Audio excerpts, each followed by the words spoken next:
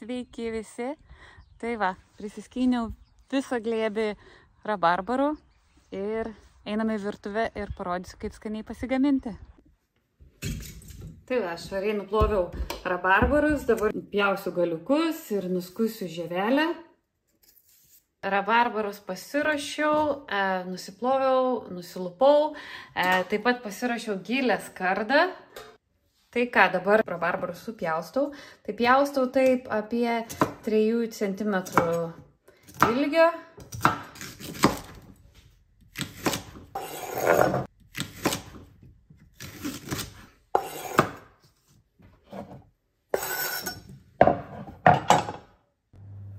Tai va, rabarbarus susipjausčiau, pasiruošiau, tai dabar pilsiu 500 gramų cukraus.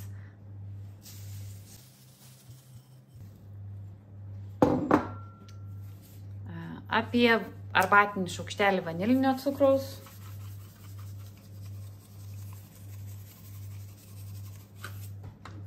Įdėsiu anyžiaus, kokius 7 gvazdikėlių.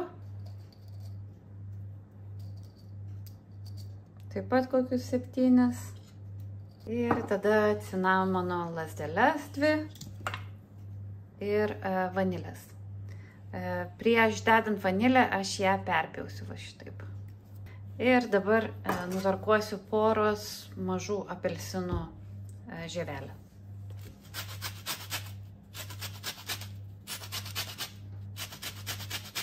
Na ir dabar išspausiu vieno apelsino sultis.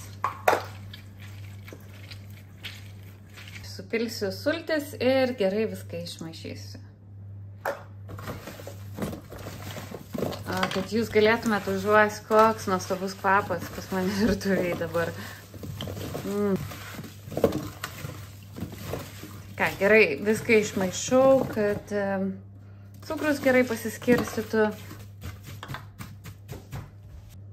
Šaunu rabarbarus į orkaitę ant 180 laipsnių temperatūros.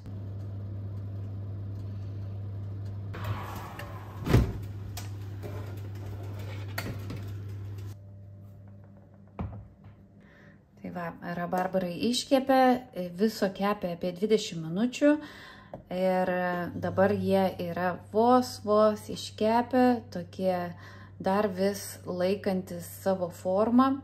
Tokių aš ir norėjau jų. Dar truputį leisiu jiem pabūti sirupę prieš sudedant juos į stiklainiukus. Jeigu pasitaiko koks gvazdikėlis ar anyžis ar vanilė, aš vis tiek įdedu kartu į stiklainiuką, kad pritrauktų, kad būtų stipresnis skonis.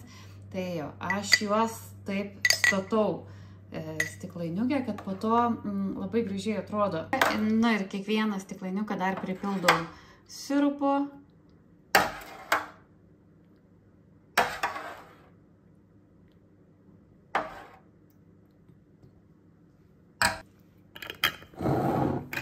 Liko labai daug skysčio, kurį aš supilsiu į ąsotėlį. Išpilsiu vandeniu. Tai va, ir čia bus labai skanus, gaivus rabarbarų gėrimas.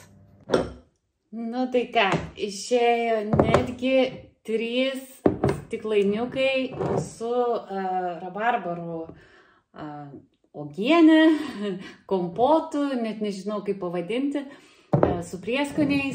Taip pat turiu paruošus ąsotėlį gaivaus rabarbarų gėrimo, kompoto, kurį įdėsiu į šaldytuvą, atšaldysiu ir bus labai skaniai. Ir taip pat dar liko truputį dubenėlį, kas netilpo į stiklainėlius, tai dabar aš ir paragausiu.